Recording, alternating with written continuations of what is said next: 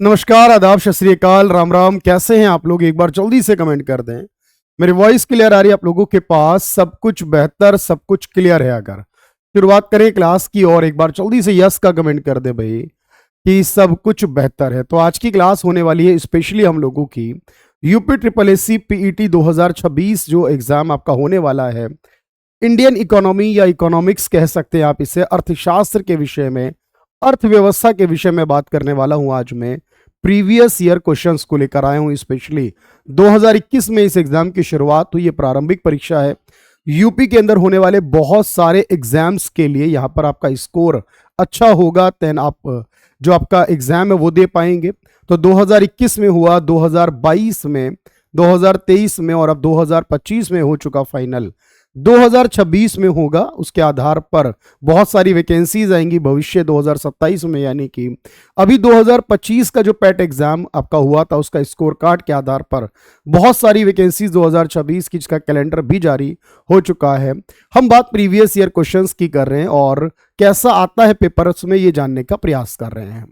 अब मैं यहाँ पर थोड़ी सी इंफॉर्मेशन पहले आपको दे दूं। यहाँ जल्दी से पहली इंफॉर्मेशन ये समझो, अगर हम सिलेबस की बात करें, क्योंकि यहाँ 5 क्वेश्चन हर सेट में आते हैं और ये फिक्स है, क्योंकि यहाँ पर फिक्स किया गया है कि किस सेगमेंट के कितने क्वेश्चंस होने वाले हैं। तो यहाँ इंडियन इकोनॉमी के सिलेबस में हम देखते हैं कि योजना आयोग और पंचवर्षीय योजनाएं हैं, उनसे सवाल रहते हैं। मिश्रित अर्थव्यवस्था है, क्योंकि हमारी इंडिया की इकोनॉमी, उससे सवाल रहेंगे। हरित क्रांति और दुग्ध यानी व्हाइट रेवोल्यूशन जो आया उस क्रांति पर है। बैंकों के राष्ट्रीयकरण, बैंकों के सुधार से संबंधित है यहां पर। इसी तरह से 1991 में जब एलपीजी पॉलिसी आई, जिसको हम इकोनॉमिक रिफॉर्म्स कहते हैं, उसके लिए बात है। वर्ष 2014 के बाद जो इकोनॉमी में सुधार आए, कृषि में सुधार किए, इंफ्रास्ट्रक्चर, ढांचागत का मतलब है इंफ्रास्ट्रक्चर में, लेबर्स में, इकोनॉमी में सुधार किए, जीएसटी आया ऑब्वियस है 2014 के बाद 2017 में। ये हमारे सिलेबस के मुख्य बिंदु और इनमें से 5 क्वेश्चन हर सेट में आने हैं। अगर हम बात करें अब तक की, क्योंकि यूपीएससी पैट की परीक्षा मैंने कहा 2021 में हुई, तब 2 शिफ्ट में ये एग्जाम हुआ। उसके बाद से हर बार ये 2 दिन हो रहा है, यानी कि टोटल 4 शिफ्ट में हो रहा है। यानी अब तक अगर हम बात कर रहे हैं एग्जाम की जो होने वाले हैं, क्योंकि अब उसकी बात हम कर रहे हैं सर, तो यानी कुल मिलाकर मैं ये कहूं 14 शिफ्ट अब तक पेट के पीवाईक्यूज हैं हमारे पास। और हर सेट में 5 क्वेश्चन का मतलब है 70 पीवाईक्यू, और 70 के 70 पीवाईक्यू मैं आज लेकर आया हूं आपके लिए। तो ये 70 पीवाईक्यू में क्या है वो देखने का प्रयास करेंगे, हर क्वेश्चन का एनालिसिस करेंगे और उससे रिलेटेड नियर एग्जाम्स जो हमारा होगा उसमें क्या क्वेश्चन आ सकते हैं उसकी बात भी करेंगे। और मैं आपको यहां एक बात और बता दूं कि आप इस कंप्लीट सेगमेंट की तैयारी हमारे साथ कर सकते हैं, बिल्कुल कर रहे हैं अगर, तो इसमें आपको लाइव प्रैक्टिस मिल जाएगी हर एक सेगमेंट को लेकर। और साथ ही अगर आप देखिए तो यहां पर रिकॉर्डेड वीडियोस भी मिलेंगी सभी टीचर्स की। और करंट अफेयर्स तो कंप्लीटली लाइव ही होने वाला है, क्योंकि आप जानते हैं, तो करंट अफेयर्स का सेगमेंट बिल्कुल रहेगा आपके पास। तो ये पूरा का पूरा सेगमेंट आप हमारे साथ जुड़ सकते हैं। कैरियर विल ऐप पर जाएंगे, UP triple S C PET की परीक्षा जो है प्रारंभिक परीक्षा, उसका पूरा सिलेबस आपको गिवन है। बैच आप लोगों के लिए अवेलेबल है जस्ट 599 की फी में। अब हम आते हैं अपने टॉपिक की तरफ, यानी हमारे पीवाईक्यूज की हम शुरुआत करते हैं पहले क्वेश्चन के साथ। तो एक बार यस का कमेंट करते हैं। पहला सवाल क्या कहता है, 9th 5 year plan focused on, नवी पंचवर्षीय योजना केंद्रित थी किस पर? देखिए ये 5 ईयर प्लान पर बेस्ड एक बहुत इंपॉर्टेंट सवाल है। और आपको ये पता है कि हमारे देश में जो पहली बार प्लान बनाया गया वो 1951 से लेकर 1956 तक था। और ये जो प्लान था मुख्य तौर पर कृषि और सिंचाई पर संबंधित था, क्योंकि इसमें कृषि उत्पादन को बढ़ाने पर सबसे ज्यादा फोकस किया गया, सिंचाई व्यवस्था की बात की गई, भूमि सुधार किए गए इसके अंदर।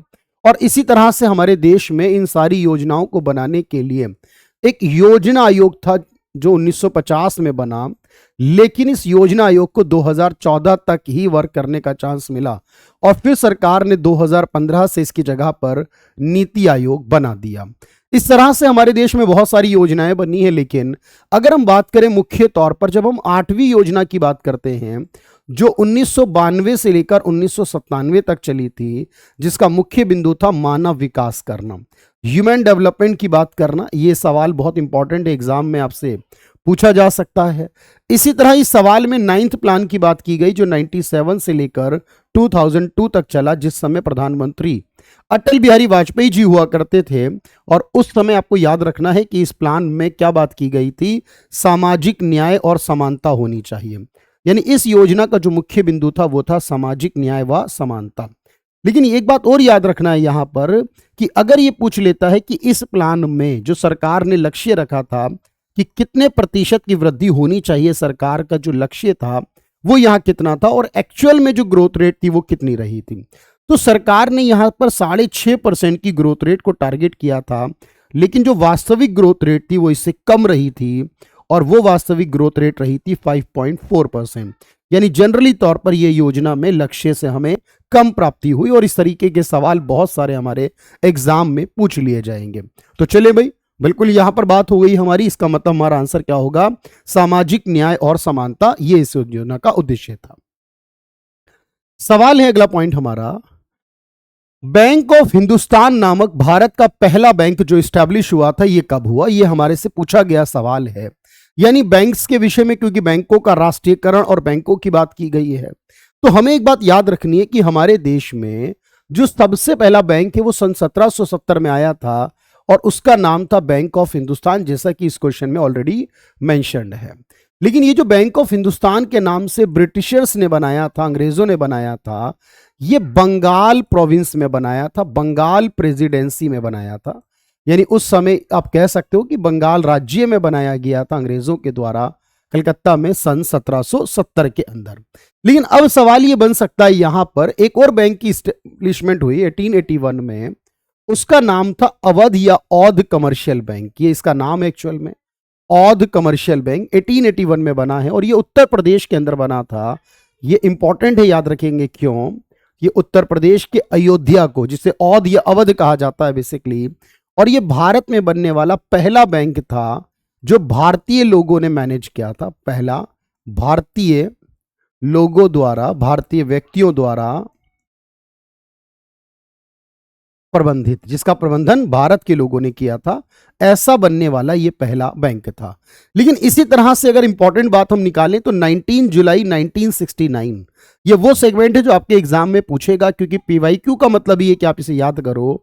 तो पहली बार, प्रथम बार देश में बैंकों का राष्ट्रीयकरण जो हुआ था वो याद रखना 14 बैंकों का राष्ट्रीयकरण हुआ था उस समय, वो 19 जुलाई 1969 ही थी। 14 बैंक्स हुए थे और उसके बाद एक और याद रखोगे 15 अप्रैल 1980, 15 अप्रैल 1980 को देश में दूसरी बार बैंकों का राष्ट्रीयकरण हुआ, जिसमें कि 6 बैंकों का राष्ट्रीयकरण किया गया था। तो अब सवाल यह बना कि अगर रिलेटेड टॉपिक पूछ लेगा हमसे तो याद रहेगा हमें कि पहली बार बैंकों का राष्ट्रीयकरण दूसरी बार कब हुआ और साथ ही बैंक ऑफ हिंदुस्तान कब बना था।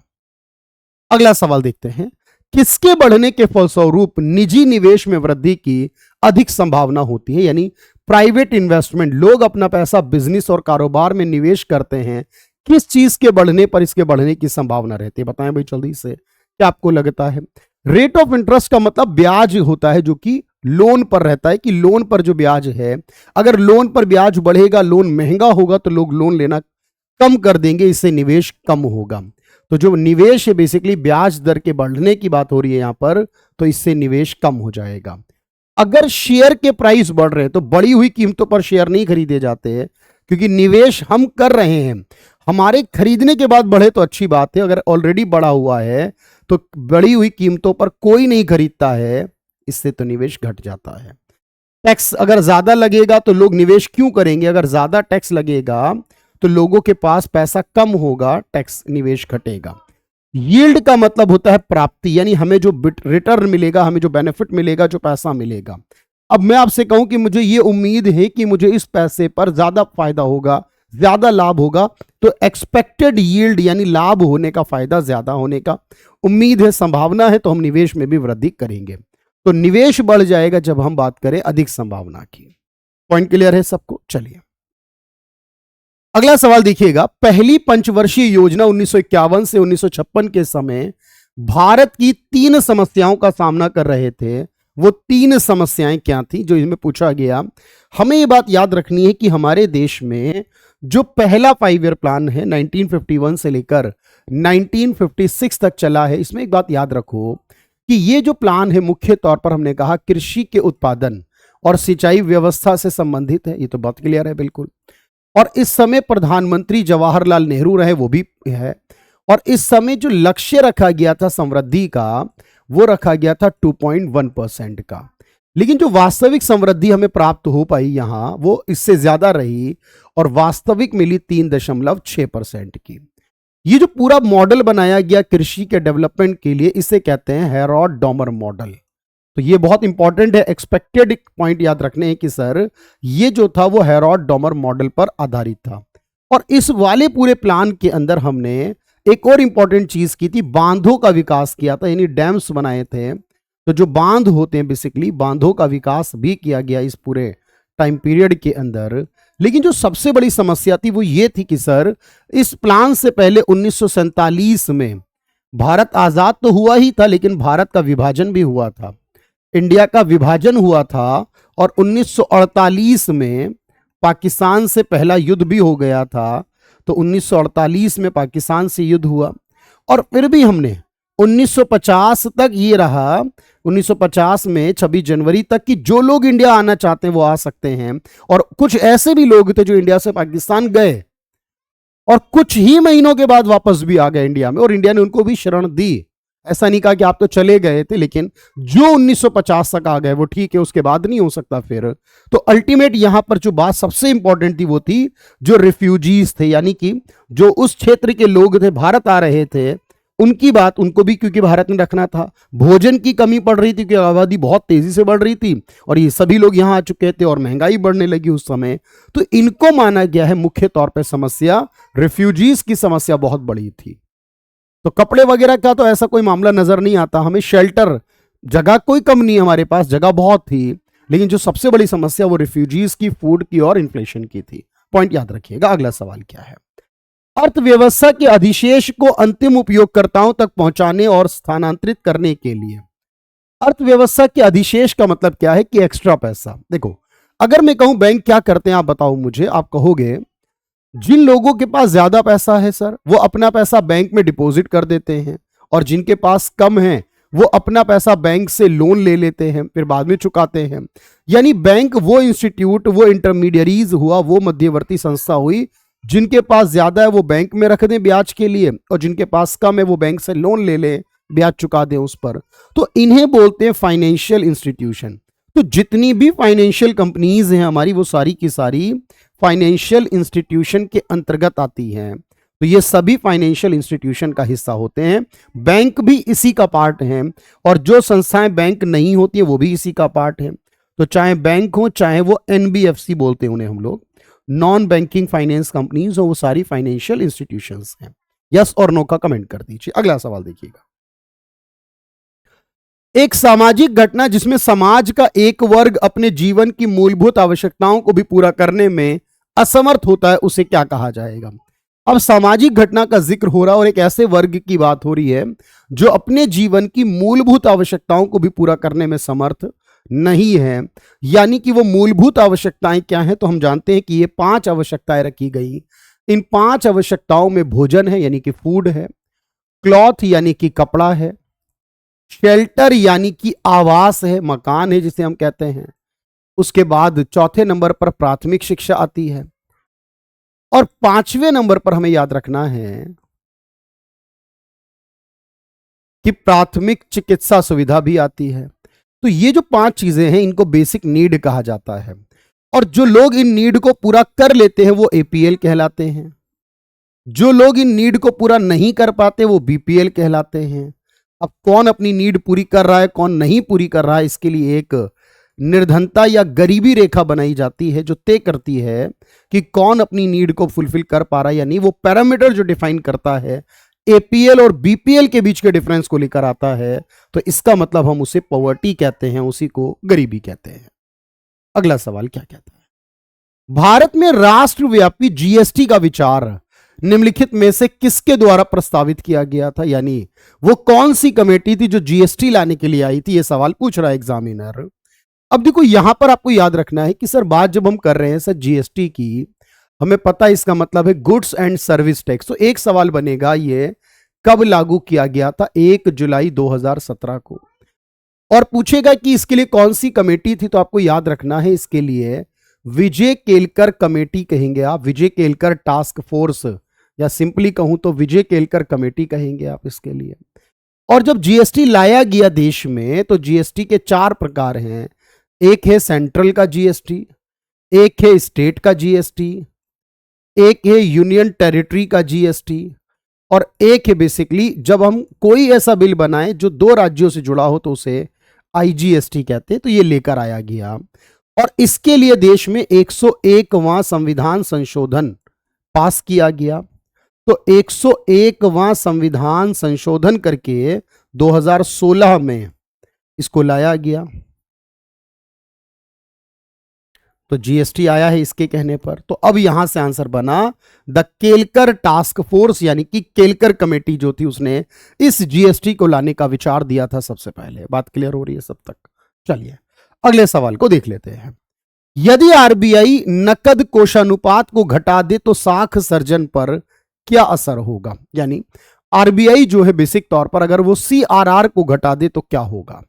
अब देखो यहां पर हमें यह बात याद रखनी है सीआरआर क्या होता है, और सीआरआर में जो कैश रिजर्व रेशियो जो आप देख पा रहे हो फिलहाल के लिए कितना है, तो ये 3% है। एक्चुअली यहां पर जो बैंक होते हैं उन्हें कुछ पैसा जो होता है सीआरआर के 3% का, वो आरबीआई के पास रखना होता है बैंक को, और वो भी कैश में। तो हर बैंक आरबीआई के पास कैश में रखता है 3%। और याद रखो इसके बाद एक एसएलआर भी होता है जो कि बैंक वाले अपने पास रखते हैं कैश और गोल्ड में, तो इसको बैंक अपने पास रखता है। फर्क समझ लो ध्यान से, अगर अगली बार एसएलआर पूछे तो बैंक जो अपने पास रखता है और इसमें वो कैश भी रखता है और गोल्ड भी रख सकता है, ठीक है। तो अगर ये कम कर देगा इसका मतलब ये है कि बैंक वाले अब ज्यादा लोन दे पाएंगे, क्योंकि इसने सीआरआर घटा दिया, 3% से भी घटा दे अगर, तो इसका मतलब ज्यादा लोन दे पाएंगे बैंक वाले। तो इससे क्या होगा, जो साख है, जो क्रेडिट क्रिएशन है वो बढ़ जाएगा, इंक्रीज कर जाएगा। तो नकद कोषानुपात जो है उसका साख सर्जन पे असर ये होगा कि वो बढ़ जाएगी कम हो जाने पर, और अगर ज्यादा होता तो फिर कम हो जाता। अगला सवाल क्या है, भारत में आर्थिक सुधार 1991 के दौरान प्रधानमंत्री कौन थे।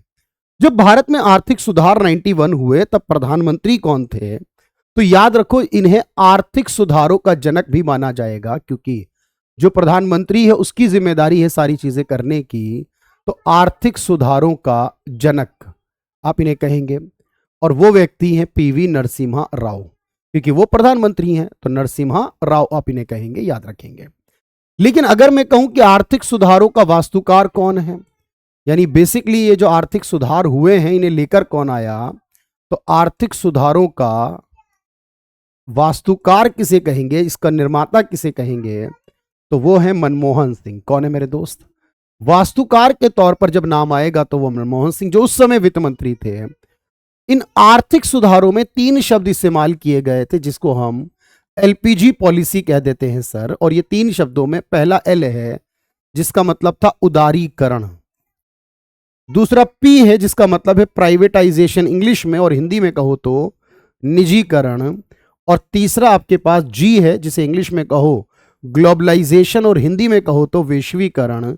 अब ये 3 काम जब किए गए तो देश में आर्थिक स्थिति बेहतर हुई, तो हम कहेंगे कि उस समय प्रधानमंत्री थे पीवी नरसिम्हा राव। याद रहेगा आपको सब, क्लियर है बात। ना अटल बिहारी वाजपेयी जी उस समय थे, ना मनमोहन सिंह, वो थे तो वित्त मंत्री थे उस समय के। कृषि तथा ग्रामीण क्षेत्रों को वित्त पोषण करने वाली एक केंद्रीय या शीर्ष संस्था कौन सी है, वो संस्था जो कृषि के लिए और ग्रामीण क्षेत्रों के लिए वित्त पोषण करने का काम करती है। अब हमें ये बात याद रखनी है कि कृषि और ग्रामीण क्षेत्रों के लिए जो वित्त पोषण करती है संस्था, उसका नाम क्या है सर, वो है नाबार्ड।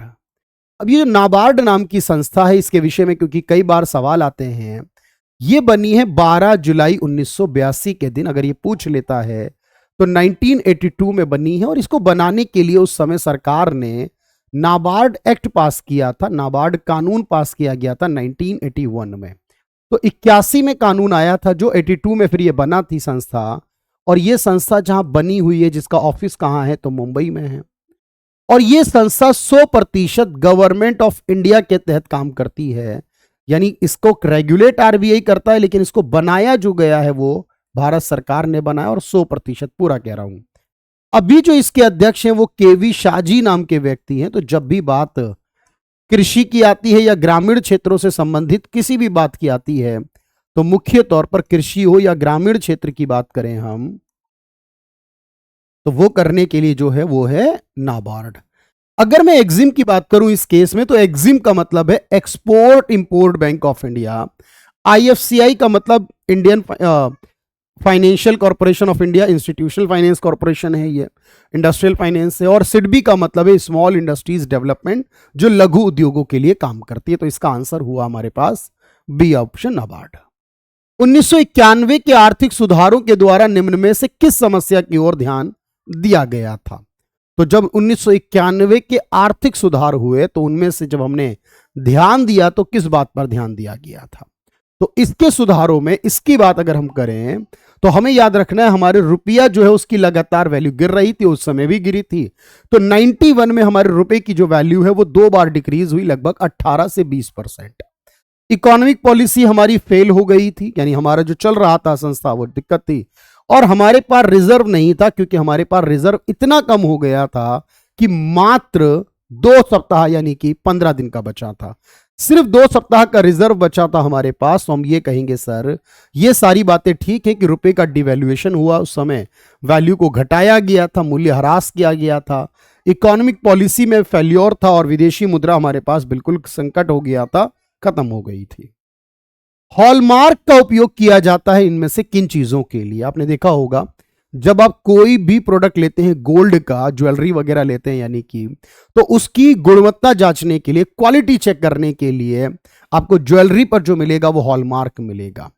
इसी तरह इलेक्ट्रिकल आइटम, इलेक्ट्रॉनिक आइटम्स हो, इन पर आपको आईएसआई मार्क मिलेगा। एग्रीकल्चर प्रोडक्ट्स हैं, एग मार्क मिलेगा उसके ऊपर। इस तरीके से आपको पता चलेगा कि वो किस क्वालिटी गुणवत्ता का है। तो हॉलमार्क का इस्तेमाल ज्वेलरी के लिए होगा। भारत की राष्ट्रीय आय का आकलन करने वाली संस्था कौन सी? ये पूछा गया हमसे एग्जाम में। तो जब हम भारत में राष्ट्रीय आय का जिक्र कर रहे हैं, उसके आकलन की बात कर रहे हैं, तो याद ये रखना है हमें कि राष्ट्रीय आय के आकलन के विषय में बात करें तो क्या इंपॉर्टेंट हो जाता है सर? तो ये काम आरबीआई नहीं करता, नीति आयोग नहीं करता, मिनिस्ट्री ऑफ फाइनेंस नहीं करता, इस काम को करता है सीएसओ, सेंट्रल स्टैटिस्टिकल। लेकिन अगली बार पूछे सीएसओ की स्थापना कब हुई, तो याद रखना है सीएसओ जो बना है एक एनएसएसओ के नाम से और एक सीएसओ के नाम से है। तो सीएसओ 1951 में बना था। अभी सीएसओ का ही नाम बदलकर एनएसओ भी कर दिया गया। तो सीएसओ कहें या एनएसओ कहें, बात एक ही हो जाएगी सर। और जब हम इसकी गणना करते हैं तो इस गणना का एक आधार वर्ष होता है। तो जब भी हम देश की राष्ट्रीय आय की गणना करें यानी जीडीपी की करें, तो वो आधार वर्ष हो गया 2022-23। और अगर हम अभी अपनी राष्ट्रीय आय निकालें, इंडिया की जीडीपी निकालें, तो वो लगभग कितनी आती है इस समय इंडिया की जीडीपी? तो याद रखो अभी जो डेटा कह रहा है वो है 4.15 ट्रिलियन डॉलर। और इस 4.15 ट्रिलियन डॉलर की अगर हम बात करें तो विश्व में हमारा स्थान है 6ठा। तो विश्व में 6th रैंक पर, 6th स्थान पर हैं हम। इस बात को हमें याद रखना है, ये जरूरी है पॉइंट क्लियर करना। सीएसओ करता है। सेवा क्षेत्र का दूसरा नाम क्या है? देखो, तो हमें पता है कि हमारे पास 3 सेक्टर काम करते हैं, प्राइमरी, सेकेंडरी और टर्शियरी। वैसे क्वेटनरी भी होते हैं, उनकी बात नहीं है, लेकिन जब हम एग्रीकल्चर या उससे रिलेटेड नेचुरल वाले करें तो प्राथमिक है, इंडस्ट्री करें तो सेकेंडरी है, और सेवा को ही टर्शियरी बोलते हैं, तृतीयक बोलते हैं। सारी सेवाएं इसके अंतर्गत आती हैं। और ये देश में इस समय सबसे ज्यादा जीडीपी में योगदान करने वाला क्षेत्र है। तो जीडीपी का सर्वाधिक हिस्सा जो है वो इस समय देश के अंदर तृतीयक यानी कि सर्विस सेक्टर से ही आता है। भारत में श्वेत क्रांति का जनक किसे मानते हैं? श्वेत यानी कि व्हाइट रेवोल्यूशन की बात पूछी है सर। जब हम यहां पर बात कर रहे होते हैं सर व्हाइट रेवोल्यूशन के विषय में, तो हमें एक बात याद रखनी है कि 1970 में गुजरात में इस रेवोल्यूशन की शुरुआत होती है, यह बहुत इंपॉर्टेंट है, गुजरात में। इसको लेकर आते हैं डॉक्टर वर्गीज कुरियन, यह भी इंपॉर्टेंट है, याद रखना। तो इसको जो लेकर आए वो डॉक्टर वर्गीज कुरियन लेकर आए थे। इसी को हम ऑपरेशन फ्लड भी कह देते हैं, तो ये ऑपरेशन फ्लड भी कहला देता है। और ये रिलेट करता है दूध से, यानी मिल्क और डेयरी प्रोडक्ट से। तो दूध और डेयरी यानी दूध के बने जो प्रोडक्ट्स होते हैं, डेयरी प्रोडक्ट्स से। और ये जो पूरा रेवोल्यूशन लेकर आएगा इसे कहेंगे व्हाइट रेवोल्यूशन बेसिकली। तो इसको हम लेकर आए, इसके जनक के रूप में कहलाएंगे वो है वर्गीज कुरियन। जबकि अगर हम बात करते हैं यहां पर ग्रीन रेवोल्यूशन होता तो एमएस स्वामीनाथन इंडिया में, और ग्रीन रेवोल्यूशन होता तो वर्ल्ड में वो हो जाते नॉर्मन एडबर्ग। नहीं, एडबर्ग तो कोई भी नहीं, नॉर्मन बोरलॉग होते वो भी। नॉर्मन ठीक है, लेकिन बोरलॉग होना चाहिए था, एडबर्ग नहीं हो सकता था। ठीक है, तो वर्गीज कुरियन है, गुजरात में दूध से रिलेटेड है। हरित क्रांति के विषय में HYV बीज कहा जाता है, जिन्हें हम चमत्कारी बीज कहते हैं, मिरेकल सीड्स कहते हैं। तो ये HYV जिसका इस्तेमाल किया गया, जो लेबोरेटरी में टेस्टेड बनाए गए, तो हम जानते हैं कि सर ये हाई यील्ड वैरायटी है, इसका मतलब यानी इन टर्म्स को हम हाई यील्ड यानी जिससे हमें ज्यादा उपज मिलेगी, ज्यादा पैदावार होगी, वो बीज कहलाते हैं। और हम जानते हैं कि इन सब का इस्तेमाल हमने ग्रीन रेवोल्यूशन के समय, हरित क्रांति के समय किया। और जो ग्रीन रेवोल्यूशन आया हमारे देश में वो 1965-66 में, या 1966 हम 60s में कहते हैं आया था। और इसके फादर इंडिया में जो कहलाएंगे वो एमएस स्वामीनाथन कहलाएंगे। तो भारत में इसके फादर एमएस स्वामीनाथन हैं। और इसके बाद हमारा जो स्पेसिफिकली अगर मैं कहूं तो गेहूं और चावल, क्योंकि वैसे बहुत चीजों पे हमने बाद में ध्यान दिया, लेकिन मुख्य तौर पर गेहूं और चावल जो है उसके उत्पादन में वृद्धि हुई। और शुरुआत में इसकी वृद्धि पंजाब में हुई, हरियाणा में हुई और पश्चिमी उत्तर प्रदेश में, यानी यूपी का वो इलाका जो वेस्टर्न यूपी है, पश्चिमी यूपी है, उस क्षेत्र में हुई। तो इस हिसाब से अगर आप देखोगे ध्यान से तो बात आपको समझ में आ जाएगी सर। इसे कहते हैं हाई यील्ड वैरायटी या मिरेकल सीड्स भी कह दिया। जीएसटी का लाभ उपभोक्ताओं तक पहुंचाने के लिए सरकार ने एक ऐसा संगठन बनाया जो जीएसटी के अगर मुनाफाखोरी है उसकी शिकायत करने के लिए, यानी एक ऐसी शिकायत तंत्र है जो आपकी शिकायतों को सुनेगा अगर आप करते हैं। तो ये सवाल पूछा गया ऑलरेडी हमारा, क्योंकि पीवाईक्यू कर रहे हैं आज हम, तो सारे पीवाईक्यूज जब करेंगे तो ये सवाल हमें वहां मिलता है। तो ये एक संस्था बनाई गई जिसका नाम है कंपटीशन कमीशन ऑफ इंडिया। ये संस्था सीसीआई जो है 2002 में इसका एक्ट आया था, competition commission of India act 2002 है। और उसके बाद जीएसटी जब आया और उसको फिर उसमें मुनाफाखोरी की बात की गई तो इस संस्था को रखा गया देखरेख के लिए। तो इसे कहेंगे कंपटीशन कमीशन ऑफ इंडिया। राष्ट्रीय बैंक संस्थान NIBM एक इंस्टीट्यूट है जो 1969 में बना है।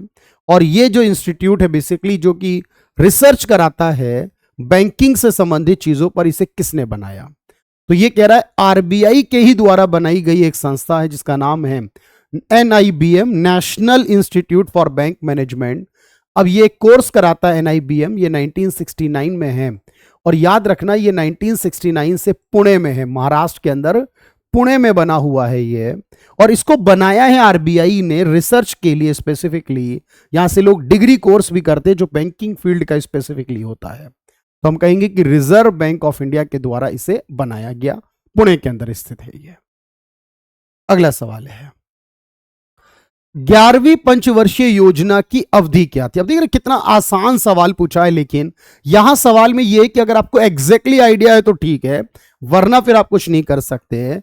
क्योंकि जब मैं 11वीं योजना की बात करता हूं तो ये 2007 से लेकर 2012 तक आती है, जिस समय मनमोहन सिंह जी देश में प्रधानमंत्री थे। और इसमें जो इंपॉर्टेंट बात है वो है समावेशी और सतत विकास, यानी देश में समावेशी विकास और सतत विकास जो है, यानी ऐसा डेवलपमेंट जो प्रेजेंट और फ्यूचर दोनों को लेकर चलता हो, उसे कहते हैं सतत विकास। इस पे ध्यान दिया। यहां पर जो लक्ष्य बनाया गया था इस प्लान के समय वो 9% की वृद्धि का था, लेकिन जो वास्तविक में वृद्धि प्राप्त हुई है उस समय की सरकार के द्वारा वो 8% की रही, जो अब तक प्राप्त वृद्धि दरों में सर्वाधिक है, याद रखना। तो 2007 से 2012 में ये 11वीं पंचवर्षीय योजना की अवधि थी। और उसके बाद 12वीं योजना बनी जो लास्ट बनी 2012 से 17 में। इतने आसान सवाल भी पूछा गया है, लेकिन पता होना जरूरी है। 1991 में जब हमने नई आर्थिक नीति चुनी, जब सुधार किए, तो जो हमने कार्यक्रम चलाए संरचनात्मक परिवर्तन के, इनमें से क्या एक ऐसी चीज जो हिस्सा नहीं था? यानी उस समय जो सुधार किए, बदलाव किए गए, उसमें एक हिस्सा नहीं था। हमने टैक्स में सुधार किए, बैंकिंग में किए, इंश्योरेंस में किए, इंडस्ट्री में किए, सरकार की नीति में, सब जगह सुधार किया हमने। उसे मिलाकर एलपीजी कहते हैं। तो उसमें इंडस्ट्री में रिफॉर्म भी है, टैक्स में रिफॉर्म भी है, फिस्कल यानी सरकार में भी है, लेकिन बैलेंस ऑफ पेमेंट एडजस्टमेंट नहीं है, क्योंकि वो एडजस्टमेंट तो ऑटोमेटिक है। वो एडजस्टमेंट ऑटोमेटिक है, वो इसमें शामिल नहीं होता। तो बैलेंस ऑफ पेमेंट एडजस्टमेंट नहीं है। बात समझ रहे हो? बिल्कुल चलेगा भाई, प्रैक्टिस क्लासेस सारी चलेंगी, है ना? प्रैक्टिस चलेंगी सारी क्लासेस उसमें। चलिए अगला पॉइंट देखिएगा।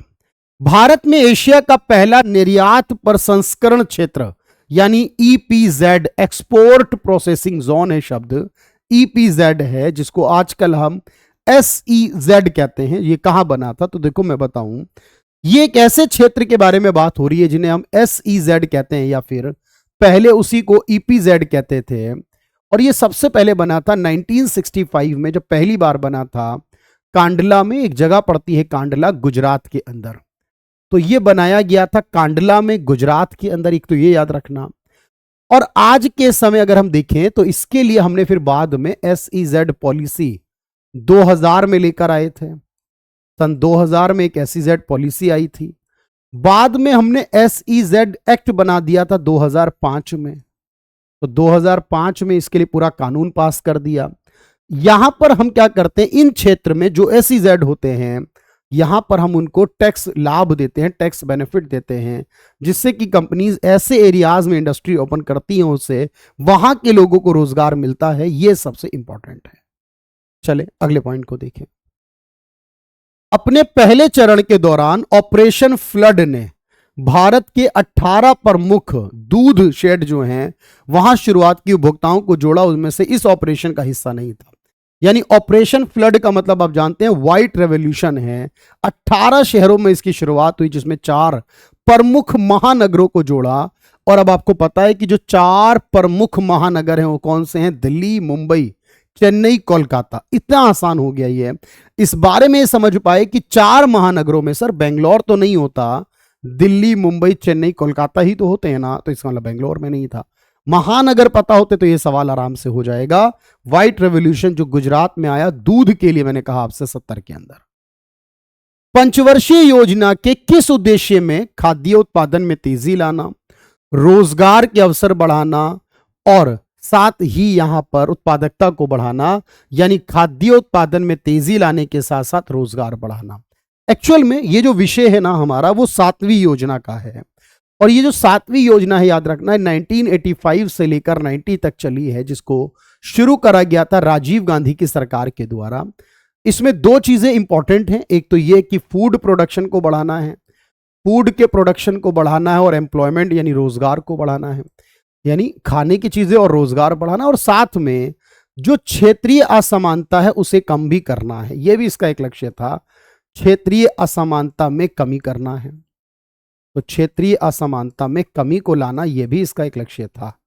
और इस योजना में जो टारगेट किया गया था, जो लक्ष्य तय किया गया था, वो 5% का ही था मात्र।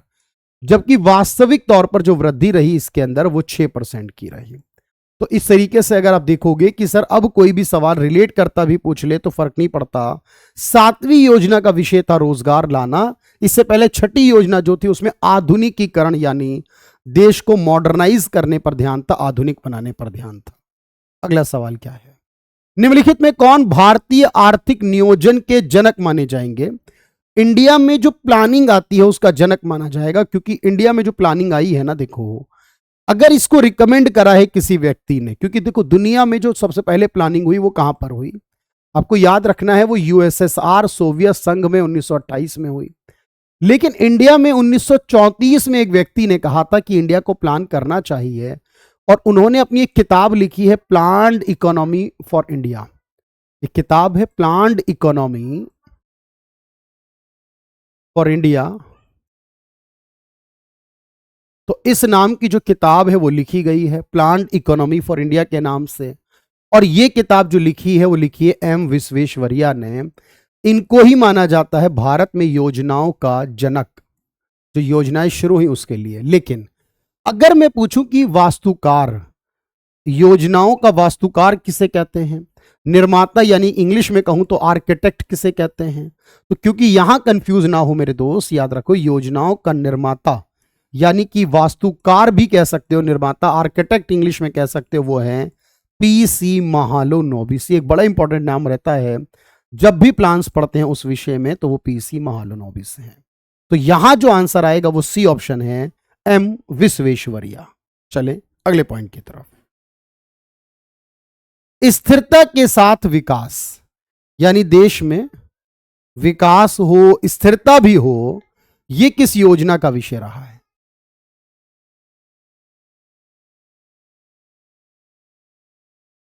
तो देखो ध्यान से, ये एक्चुअल में स्थिरता के साथ विकास की जो बात है ना, ये फोर्थ प्लान की है। और जो फोर्थ प्लान है ना हमारा, ये हमारे पास 69 से लेके 74 तक चला है, जिस समय इंदिरा गांधी जी का समय था, इंदिरा गांधी पीएम थी। और इसमें हमने लक्ष्य तय किया था कि हमारी जो ग्रोथ रेट है वो रहेगी 5.6% की, लेकिन जो वास्तविक ग्रोथ हमें मिल पाई वो मिल पाई 3.3%। यानी हम ये कह सकते हैं कि जितना टारगेट किया था उससे कम रह गई थी। ये वो प्लान है जिस प्लान के समय आप देखते हो योजना अवकाश के बाद आया था। इस प्लान से पहले जो है वो 3 साल तक कोई योजना नहीं बनी थी, तो इस प्लान से पहले कोई योजना नहीं बनी, तो ये प्लान जो है वो योजना अवकाश के बाद जो है वो लाया गया है, ये हम याद रख सकते हैं। बोलो हाँ या ना? तो ये है फोर्थ 5 ईयर प्लान। इसी तरह आप देखते हो थर्ड 5 ईयर प्लान में आत्मनिर्भर बनने के लिए, फिफ्थ प्लान में गरीबी हटाओ का नारा बड़ा इंपॉर्टेंट रहता है, सिक्स्थ प्लान में आधुनिकीकरण की बात की गई है। सवाल है कि इनमें से व्यक्ति या व्यक्तियों के समूह के द्वारा अगर कोई व्यवसाय का स्वामित्व है, यानी हम व्यक्ति जो है सब मिलकर अगर किसी कंपनी के ऑनर हैं, स्वामित्व है उसका, तो फिर वो क्या कहलाएगा? देखो, जिसकी ऑनर सरकार है उसको तो हम पब्लिक सेक्टर कहते हैं, जिसकी ऑनर सरकार है उसी को हम स्टेट ऑन्ड यानी सरकार ही कहते हैं उसको भी, और जिसकी ऑनर सरकार नहीं यानी व्यक्ति या व्यक्तियों के समूह है वो प्राइवेट होता है, तो उसी को हम प्राइवेट सेक्टर कहते हैं, निजी क्षेत्र कहते हैं। जो नई आर्थिक नीति 1991 में आई थी उस मॉडल को किस नाम से जाना जाता है? तो आप जानते हैं, बार बार हम ये बात कर चुके हैं, इस नई इकोनॉमिक पॉलिसी का जो मॉडल है सर उसको हम एलपीजी, और यहां इसका मतलब है लिबरलाइजेशन, प्राइवेटाइजेशन एंड ग्लोबलाइजेशन से मानेंगे। कोई कंपनी अगर सरकारी है तो उस पूंजी में सरकार की हिस्सेदारी कितनी होनी चाहिए? तो हम सब जानते हैं सरकारी होने के लिए 50% से ज्यादा सरकार का, 50 से ज्यादा यानी कि कम से कम, यहां पर अगर राउंड फिगर में लेके चलेंगे तो भी 51% बनेगा। वैसे इसका आंसर होता है मोर देन 50%, 50% से अधिक उस कंपनी के अधिकार सरकार के पास हो तो वो कंपनी सरकारी है, और 50 से कम सरकार के पास हो तो वो कंपनी प्राइवेट है। क्लियर है ना यहां तक? तो चलिए,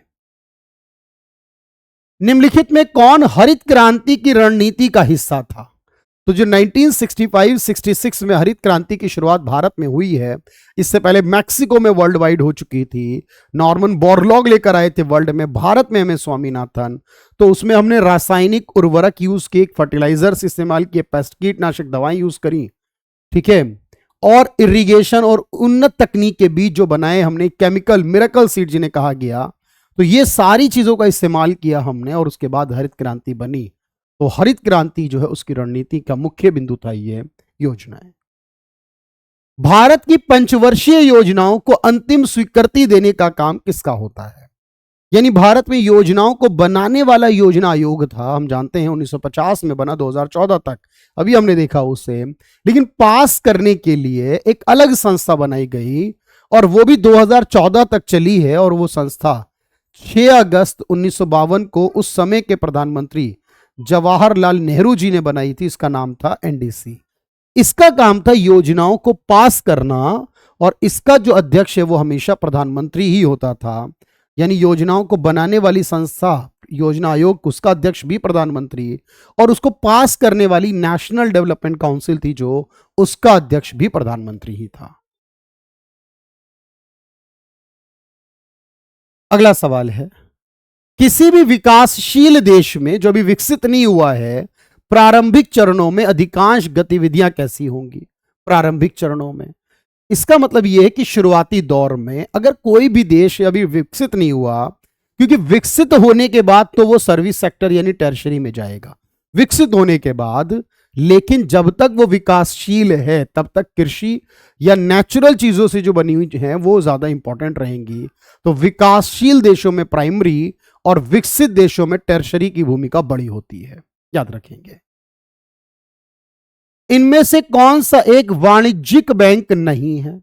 देखो, वाणिज्यिक का मतलब होता है वो बैंक जो पब्लिक से डील करता है, लोगों के पैसे जमा करता है, लोगों को लोन देता है, चाहे वो सरकारी हो, चाहे प्राइवेट हो, चाहे विदेशी हो, चाहे ग्रामीण हो, कोई भी हो, लेकिन जो जनता से डील करता है वो कमर्शियल है। एसबीआई जनता से डील करता है, सरकारी है। आईसीआईसीआई प्राइवेट है, जनता से डील करता है। एचएसबीसी एक विदेशी बैंक है, जनता से डील करता है। लेकिन सिडबी विदेश ऐसा बैंक जो जनता से डील नहीं करता। ये एक संस्था है जो कि लघु उद्योगों को पैसा देती है, जनता को नहीं देती है, लघु उद्योगों के लिए देती है, और वो भी ये बैंक को देती है और बैंक जनता को देते हैं। ये संस्था 2 अप्रैल 1990 को बनी है। इसका मुख्यालय लखनऊ में है। तो लघु उद्योगों को वित्त प्रदान करने वाली संस्था का मुख्यालय लखनऊ में बना हुआ है, यह सिडबी कहलाती है।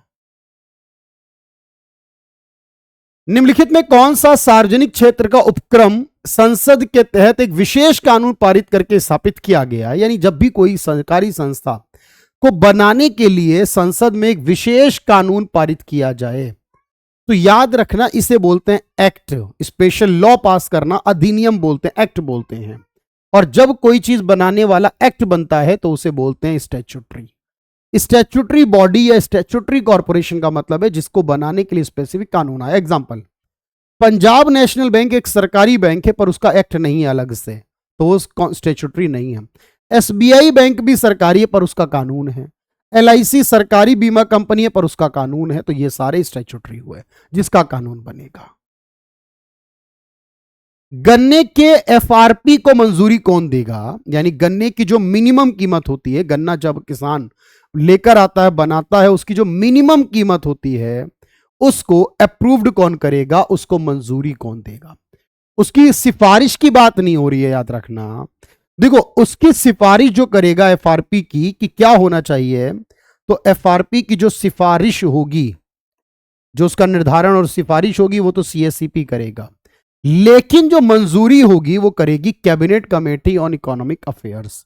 यानी इकोनॉमिक मामलों की कैबिनेट कमेटी जो है वो उसकी मंजूरी देगी, यानी सरकार मंजूर करेगी, ये सिफारिश करेगा। तो यहां बड़ी गलती होती है एक बार में, याद रखना। निम्नलिखित में कौन सा एक भारतीय श्रम कानून और सामाजिक सुरक्षा उपाय है जिसको हम राइट टू वर्क कहते हैं, और ये राइट टू वर्क की स्कीम 2005 में इसका कानून पास हुआ था। 2005 के इस कानून के तहत 100 दिन के रोजगार की गारंटी मिला करती थी, लेकिन बाद में ये कानून बंद हो गया। इसकी जगह नई स्कीम आ गई, वीबीजी रामजी, विकसित भारत गारंटी फॉर रोजगार एंड आजीविका मिशन, ग्रामीण क्षेत्र के लिए। वो स्कीम थी आपकी मनरेगा नाम की, लेकिन अब ये मनरेगा नाम वाली योजना जो राइट टू वर्क के नाम से फेमस 2005 में कानून आया था, अब इस स्कीम की जगह वीबीजी रामजी योजना इसमें आ चुकी है। इसमें 100 दिन का रोजगार था, नई योजना में 125 दिन का रोजगार, एक गारंटेड वाला। गोल्डन रेवोल्यूशन रिस्पॉन्सिबल है किस चीज के उत्पादन को बढ़ाने के लिए? तो जब हम गोल्डन रेवोल्यूशन की बात करते हैं, स्वर्ण क्रांति का जिक्र करते हैं, तो स्वर्ण क्रांति जो लाई गई थी देश में वो कृषि के क्षेत्र के लिए जिम्मेदार थी, लेकिन यह है हॉर्टिकल्चर, जिसे हिंदी में बागवानी कहते हैं। क्योंकि जो ऑयल आया था, ऑयल सीड के लिए थी पीली क्रांति, ठीक है, येलो। पोटैटो के लिए थी गोल क्रांति, राउंड रेवोल्यूशन, गोल क्रांति। और पेट्रोलियम प्रोडक्ट जो होते कच्चा तेल के लिए थी काली क्रांति। तो इस तरीके से याद रखो, बागवानी के लिए थी गोल्डन रेवोल्यूशन। बीमा विनियामक एवं विकास प्राधिकरण यानी वो संस्था जो देश में सभी बीमा कंपनियों का कंट्रोलर है, रेगुलेटर है, मैनेजमेंट करती है, जिसे आप इंग्लिश में IRDAI कहते हो, और ये 1999 में बनी है। तो IRDAI जो 1999 में बनी है, इसका मुख्यालय है हैदराबाद में। तो जितनी बीमा कंपनी देश में है उन सब का जो हेड है वो IRDA कहलाता है, IRDAI कहलाता है। कौन सा डिपॉजिटरी संस्थान का एक प्रकार नहीं है, यानी ऐसा प्रकार, ऐसी संस्थान जो डिपॉजिट करती हो, डिपॉजिटरी नहीं है, वहां पर जमा नहीं होता है कुछ भी किसी भी प्रकार का। भाई लोन एसोसिएशन से लोन देते हैं फिर जमा कर लेते हैं, कोऑपरेटिव सोसाइटीज ऋण देती हैं, जमा करती हैं, वापस लेती हैं। नाबार्ड किसी प्रकार की डील ही नहीं करता है किसी से डायरेक्टली, क्योंकि नाबार्ड एक इंस्टीट्यूट है जो कृषि के लिए देता है, एग्रीकल्चर डेवलपमेंट, रूरल डेवलपमेंट, और ये बैंक्स को देता है जनरली, संस्थाओं को, और वो संस्थाएं हमें देती हैं। तो ये डिपॉजिटरी संस्थान नहीं है नाबार्ड हमारा। 1969 में जब इंदिरा गांधी देश में प्रधानमंत्री थी और 14 बैंकों का राष्ट्रीयकरण पहली बार हुआ था, तो कितने निजी बैंकों का राष्ट्रीयकरण पहली बार हुआ था? तो पहली बार में 14, और यही सवाल दूसरी बार होता। 15 अप्रैल 1980 को पूछ लेगा तो 6 बैंक थे, पहली बार में 14 थे, याद रखना। 1991 के आर्थिक सुधारों के बाद उद्योग विशेष रूप से सरकारी क्षेत्र के लिए आरक्षित थे। 1991 के बाद जब हम LPG यानी नई नीति लेकर आए तो हमने 2 उद्योगों को सरकार के लिए आरक्षित किया। 2 उद्योग थे जो बचे सरकार के लिए थे, बाकी सब में प्राइवेटाइज होगा। एक एटॉमिक एनर्जी और एक रेलवे, 2 चीजें थी। यहां पर ऑप्शन के आधार पर आप एक लिखोगे, लेकिन 1991 में सरकार के लिए जो आरक्षित थी वो 2 चीजें, एक रेलवे और एक एटॉमिक एनर्जी। और आज के वक्त में आप देखो 2026 में अब ना तो रेलवे पूरी तरह सरकारी बचा है, इसमें भी प्राइवेट शामिल हो चुका है, और एटॉमिक एनर्जी भी अब पूरी तरह प्राइवेट नहीं है, उसमें भी सरकारी प्राइवेट शामिल हो रहा है, तो एटॉमिक एनर्जी भी अब नहीं रहेगा। योजना आयोग जो था उसके अंतिम उपाध्यक्ष कौन थे? यानी जब योजना आयोग बंद हुआ 2014 में, तो अध्यक्ष तो प्रधानमंत्री होते हैं, यानी लास्ट अध्यक्ष नरेंद्र मोदी PM थे, लेकिन अंतिम उपाध्यक्ष के तौर पर मोंटेक सिंह आलूवालिया थे। तो मोंटेक सिंह आलूवालिया इसके अंतिम उपाध्यक्ष थे। भारत का सबसे बड़ा नियोक्ता, यानी जहां सबसे ज्यादा लोगों को काम मिलता है, देखो अगर पैसे की बात करें, मैं बार बार कहता हूं GDP में योगदान किसका है भारत में भी आज के समय, तो तृतीयक का है।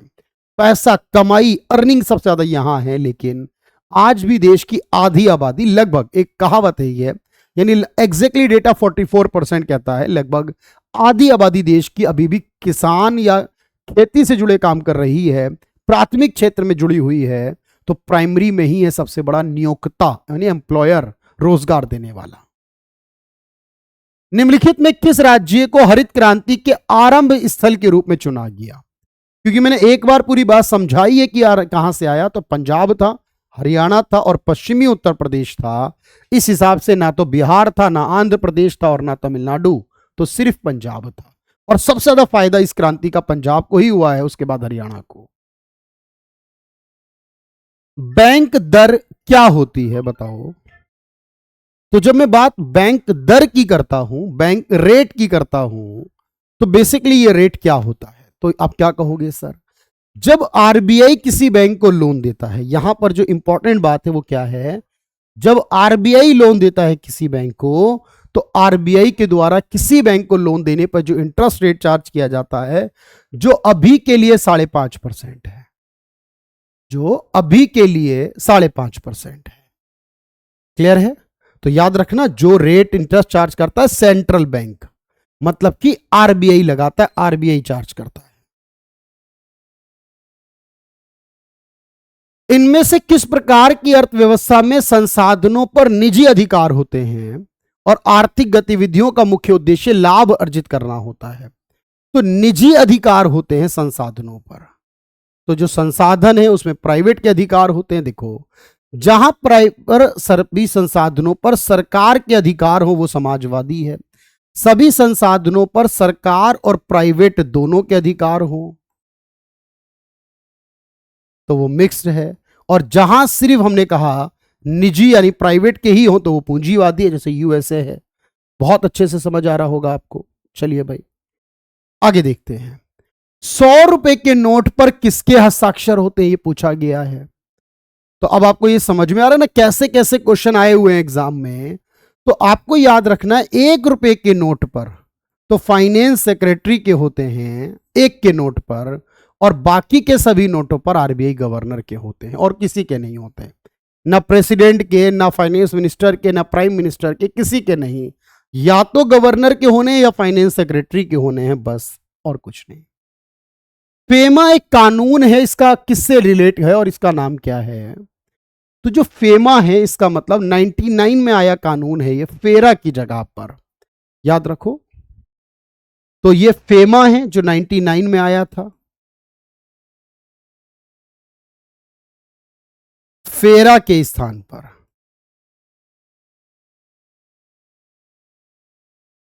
तो फेरा के स्थान पर, और इसका नाम है foreign exchange management act. Foreign exchange management. किस अधिनियम के तहत बैंकों के राष्ट्रीयकरण की बात हुई थी? यानी जो देश में बैंक हैं उनको राष्ट्रीयकृत जो किया गया 1969 में पहली बार में, और दूसरी बार 1980 में, तो उसका कानून कौन सा था? तो उस कानून का नाम क्या है जिसके तहत बैंक सरकारी बने? वो था banking companies एक्वाइजिशन and transfer of undertaking act 1970। हुआ 69 में था, लेकिन इसका कानून बना था 70 में, अगले साल में। यह बात याद रखनी है। इसमें है ट्रांसफर ऑफ अंडरटेकिंग, यानी सरकार के अधिकार जो लिए गए सरकार द्वारा प्राइवेट से, उसकी बात है। 1991 में जो नई नीति आई उसके तहत क्या उपाय किए गए? उदारीकरण और निजीकरण की पहल का प्राथमिक परिणाम जो था वो क्या था? तो उदारीकरण और निजीकरण के साथ क्या था? तो वो था ग्लोबलाइजेशन। उदारीकरण, निजीकरण, और उसके साथ क्या था? वैश्वीकरण था सर, ग्लोबलाइजेशन था। हरित क्रांति के जनक के रूप में कौन जाना जाता है, ये पूछ रहा है एग्जामिनर। तो हम बहुत अच्छे से जानते हैं सर, हरित क्रांति के विश्व में जानकार हैं नॉर्मन बोरलॉग, भारत में एमएस स्वामीनाथन है, और इसका नाम सबसे पहले विलियम गॉड ने दिया था। सैम पित्रोदा जो है वो पीली क्रांति के हैं, वर्गीस कुरियन जो है वो श्वेत यानी व्हाइट के हैं, सफेद के हैं, एमएस स्वामीनाथन ग्रीन के हैं, और अरुण कृष्णन जो है वो नीली क्रांति के हैं। ये भी याद रखना, ये इनके अलग अलग फादर्स हैं। जीएसटी के लिए एक क्रेडिट के निर्बाध प्रवाह की अनुमति देता है जो जीएसटी के बोझ को कम करता है। जो लोग जीएसटी का बिल बनवाते हैं, यानी जो लोगों का जीएसटी नंबर है, जब वो लोग सामान खरीदते हैं जीएसटी नंबर डालकर, तो उनका जीएसटी बाद में क्रेडिट हो जाता है, जिसे हम इनपुट क्रेडिट कहते हैं। यानी वो लोग जब जीएसटी लेते हैं तो हम देखते हैं कि वो जीएसटी नंबर डालते हैं तो उनको थोड़ा सा सस्ता मिलता है। तो ऐसे लोगों के लिए एक वर्ड आता है जीएसटी का इनपुट क्रेडिट, यानी वो वापस आ जाता है थोड़ा सा पैसा। इस तरीके से अंतिम उपभोक्ता जो इस्तेमाल कर रहा है उस पर बोझ कम पड़ता है। भारत में पंचवर्षीय योजनाओं में किस योजना को गाडगिल योजना के नाम से जाना जाता है? देखो, भारत में एक तीसरी योजना आई थी 61 से 66 के बीच में। जो तीसरा 5 ईयर प्लान था, तीसरी योजना थी 61 से 66 के बीच में, जिसमें हमने इंपॉर्टेंटली आत्मनिर्भर बनने की बात की थी। आत्मनिर्भरता उसका मुख्य बिंदु था। इस योजना के समय एक व्यक्ति थे डी.आर. गाडगिल नाम के, जो कि योजना आयोग के उपाध्यक्ष थे। जो उस समय प्लानिंग कमीशन था, योजना आयोग था, ये उसके उपाध्यक्ष थे।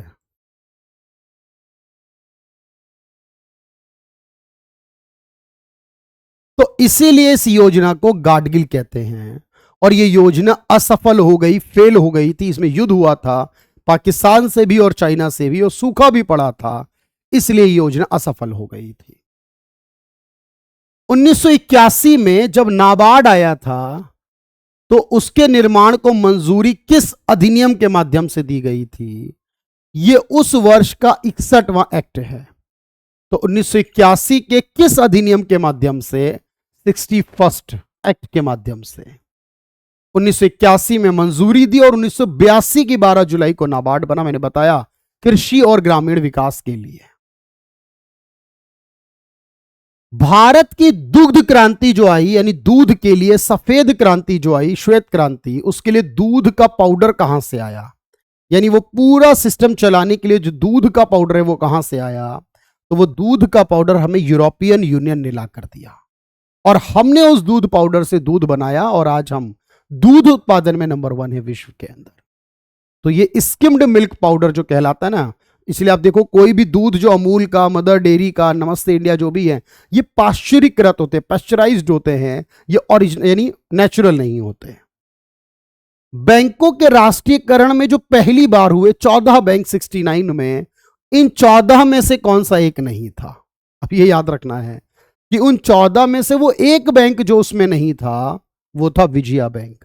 तो हम ये देखते हैं कि बाद वाले 6 कौन से थे और पहले वाले 14 कौन से थे जो सरकारी, और कौन सा किस बार में हुआ ये भी याद रखोगे।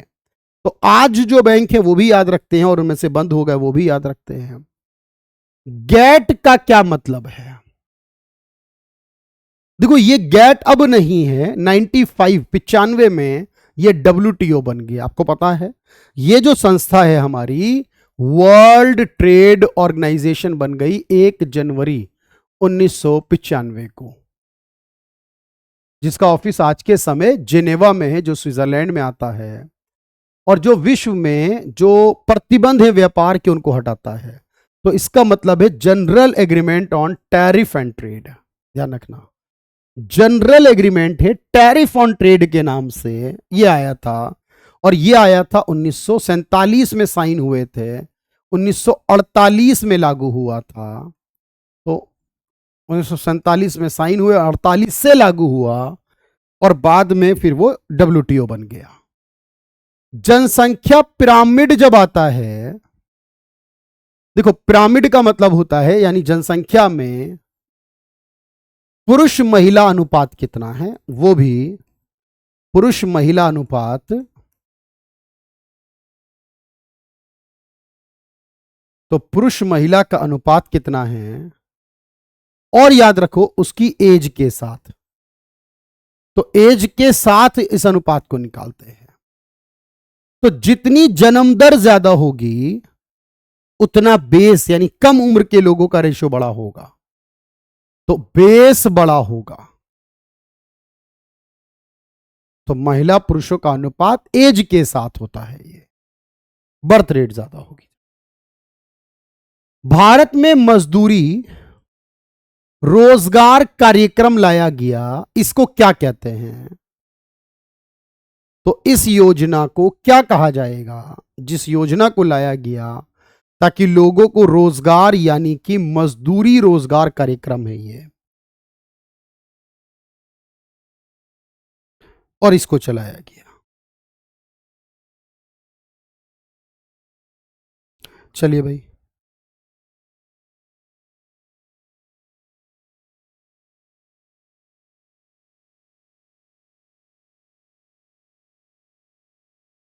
चलिए,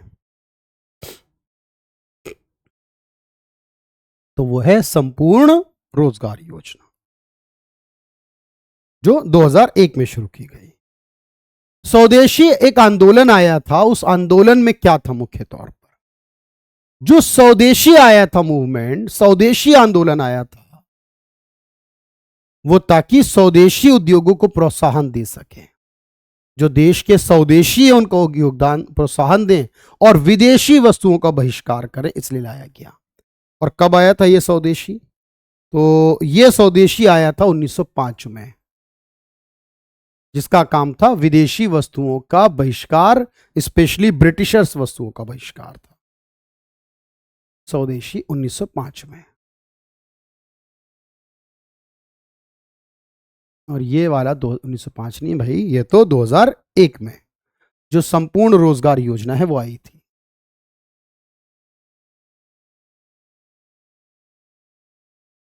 भारतीय रिजर्व बैंक ने सीमा पार यानी दूसरे देशों में पैसे का ट्रांसफर करने के लिए एक नई पहल शुरू करी है। तो आरबीआई की एक नई पहल जिसके तहत आप विदेशों को पैसा ट्रांसफर कर सकते हो, इसका नाम है प्रोजेक्ट नेक्सस। ये पूछ रहा है क्या नाम है भाई?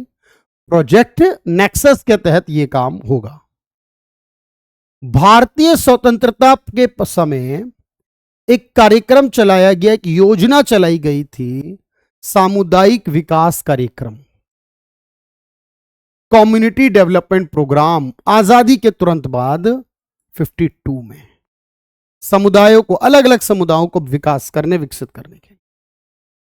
भारत में वो कौन सी औद्योगिक नीति है जिसमें सरकारी क्षेत्र को भूमिका दी गई, यानी सरकारी क्षेत्र की भूमिका बढ़ाई गई? देखो 91 के बाद तो प्राइवेट की भूमिका बढ़ी है, तो पक्का हो गया ना, 91 से तो प्राइवेट की भूमिका है। 52 में तो कोई पॉलिसी नहीं है, 50 में कोई पॉलिसी नहीं है, हाँ 48 में है, 56 में है। तो 48 नहीं बल्कि 56 वाले में सरकार के अधिकारों को बढ़ाया गया था उस समय। अगर कोई देश अविकसित है, विकसित नहीं हुआ है अभी, तो क्या होगा? जो देश अविकसित है ना, वहां के लोगों की एवरेज इनकम बहुत लो होगी, कम आय होगी, वहां गरीबी भी होगी। तो यह भी कह रहा है कि वहां गरीबी अधिक होगी और वहां प्रति व्यक्ति आय कम होगी। तो संभावित आंसर जो है वो ये, गरीबी कम हो या ना हो, ज्यादा हो या ना हो, लेकिन प्रति व्यक्ति आय जरूर कम होगी, ये पक्का है। इसीलिए हम उसको अविकसित कह रहे हैं। काम के बदले अनाज कार्यक्रम आया और उसको फिर 1980 में नाम बदल दिया। तो 1980 में उसका नाम बदलकर क्या रख दिया था? तो एक स्कीम आई थी जिसका नाम था काम के बदले अनाज, और ये स्कीम आई थी। उसके बाद 1980 में इसका नाम नेशनल रूरल एम्प्लॉयमेंट प्रोग्राम, अक्टूबर 1980 में इसका नाम रख दिया नेशनल रूरल एम्प्लॉयमेंट प्रोग्राम। इससे पहले तक मैं आपको जो बता रहा हूं यहां पर, वो ये था कि एक 1977 में प्रोग्राम आया था जिसका नाम था फूड फॉर वर्क, काम के बदले अनाज। फिर 80 में इसी का नाम बदल दिया गया, नेशनल रूरल एम्प्लॉयमेंट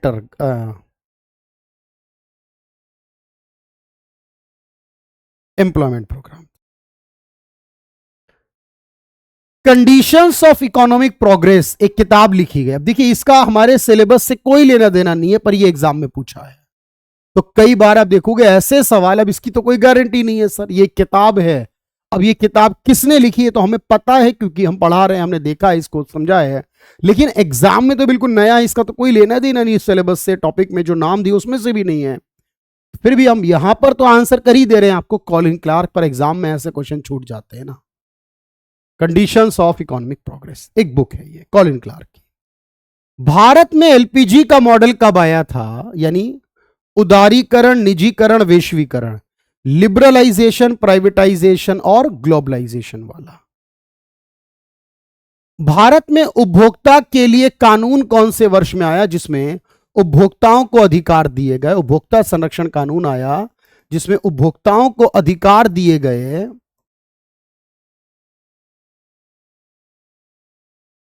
जैसे हमें सूचना प्राप्त करने का अधिकार है, हमें सेफ्टी का अधिकार, सुरक्षा का है, निवारण का अधिकार है हमें, है ना, चुनने का अधिकार है, हमारी बात सुनने का अधिकार, सुनवाई का अधिकार है 86 में, 86 में। बाद में अब ये 2019 में अपडेट भी हो गया है। जल, बीज, उर्वरक, प्रौद्योगिकी, जल, बीज, उर्वरक और प्रौद्योगिकी, ये चार बातें, पानी चाहिए यानी सिंचाई, सीड यानी HYV वाला, फर्टिलाइजर यानी केमिकल वाले टेक्नोलॉजी की मदद से ग्रीन रेवोल्यूशन में हमने उत्पादन को बढ़ाया। इसका इस्तेमाल करके ग्रीन रेवोल्यूशन के तहत हमने उत्पादन बढ़ाया। भारतीय अर्थव्यवस्था की रीढ़ क्या है? भारत की अर्थव्यवस्था की रीढ़ एग्रीकल्चर है, क्योंकि सब ज्यादा लोग एग्रीकल्चर में इन्वॉल्व हैं, हम जानते हैं सब। तो एग्रीकल्चर है इसके अंदर। जनसंख्या घनत्व क्या होता है? जनसंख्या घनत्व का मतलब, ये 70वां क्वेश्चन है हमारा, यानी 2021 से 2025 तक आई 14 शिफ्ट के 5 क्वेश्चन का एवरेज लेकर 70 क्वेश्चन हमारे बन रहे थे, और हमने 70 के 70 क्वेश्चन इस फाइल में कर दिए। तो इसका मतलब है कि 1 स्क्वायर किलोमीटर में कितने लोग रहते हैं, 1 स्क्वायर किलोमीटर के एरिया में कितने लोग रहते हैं, इस एवरेज को बोलते हैं डेंसिटी, इसे बोलते हैं घनत्व। तो अब बात आपको आई समझ में यहां तक? तो चलिए, तो ये हो गई हमारी बात। तो मैंने आपसे कहा, ये हमारे पास पूरी डिटेल थी कि सर ये हमारे एग्जाम का सिलेबस था जो मैंने आपको बताया, ये पूरा सिलेबस है, ये अब तक एग्जाम हुए हैं जो उनकी बात है, तो ये हमने कंप्लीट कर लिया। और इसकी पीडीएफ के लिए आपको हमारे टेलीग्राम चैनल पर मिल जाएगी और उस पर आप जाकर ये ले सकते हैं इसकी कंप्लीट पीडीएफ। तैयारी के लिए आप हमारे साथ जुड़ सकते हैं फाइनली इस बैच में, जिसमें हम आपको लाइव प्रैक्टिस कराएंगे और सारी थ्योरी क्लासेस देंगे पढ़ने के लिए, रिवीजन भी कराएंगे और सब कुछ मिलेगा आपको इस बैच में स्पेसिफिकली। ठीक है, चलिए, thank you everyone, thank you so much.